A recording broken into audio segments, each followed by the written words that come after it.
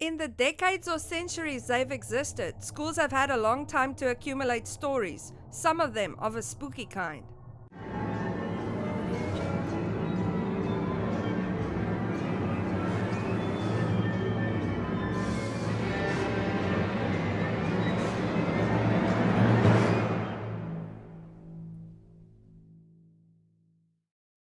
Hello everyone, welcome to Hauntings and History, the show where we discuss hauntings and the histories behind them. If you like this video, don't forget to like and subscribe.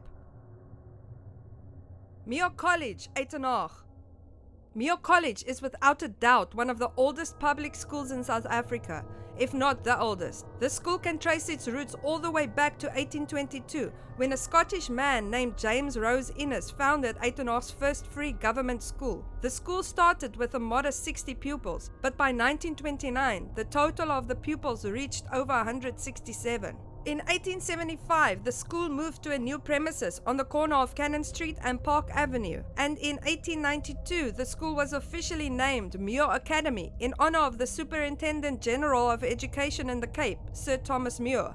In 1906, a new bigger building had been built on the Park Avenue site, and in 1962, the school would split into a primary school that was on the building on the corner of Cannon Street and Park Avenue and a high school that was just north in Park Avenue.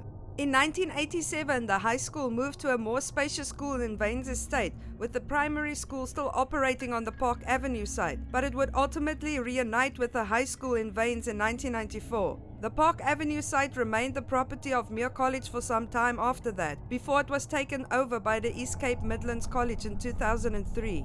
By the early 2000s, the Park Avenue dorm area was used as living quarters for the principal of Muir College. But the break-in that ended with shots fired prompted the principal to request a switch of apartments with the residence matron that was living in Vane's Estate. The residence matron agreed, and soon him and his whole family were living in the principal's apartment on the Park Avenue site. While staying at the Park Avenue site, strange occurrences started happening. While walking down the corridor, he all of a sudden felt a cold chill and the hairs on the back of his neck stood up. He turned around and saw a young boy in his old school uniform standing and watching him. But he isn't the only family member that experienced the paranormal during their stay. His daughter experienced a man standing in the corner of her bedroom, watching her at night.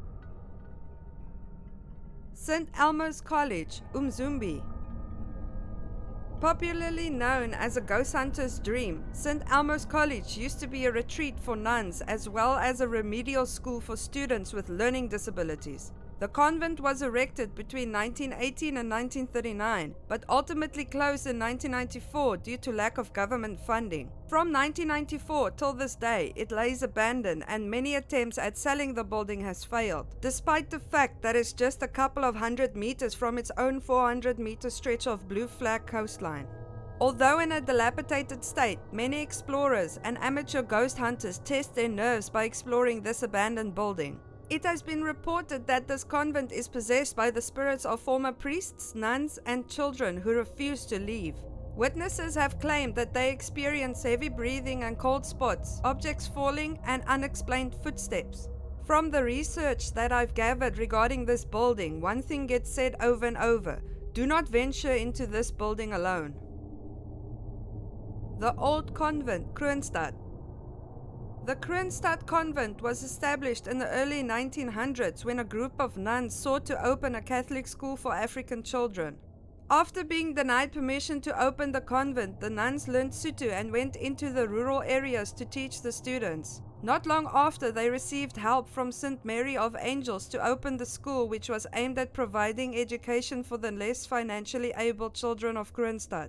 For a brief period between 1918 and 1919, the school was converted into a hospital for people suffering from the Spanish flu, and after that it continued to operate mostly undisturbed, except for a couple of suicides, until the late 1980s when it stood unoccupied. During this time, the building fell victim to vandalization and occult practices. Occult activity was detected by explorers who saw candles on the graves of the priests and the nuns. The candles were handed to the police and it was found that it had been made of human fat. Currently, the school is in full operation, but there has been many reports of hauntings to testify to this building's rich history as an influenza hospital and ground for occult practices. Reports of hauntings includes doors slamming shut and refused to open again, disembodied voices, shadow people, and the ever-lingering feeling of being watched and or followed by an unknown entity. It has also been rumored that a priest and 2 nuns have committed suicide in the premises and that their spirits still roam the building. Grey High School, Port Elizabeth. Soon after the British landed at Algoa Bay in 1820, they found that the city lacked any form of organized education. That was until a Scottish man named John Patterson arrived.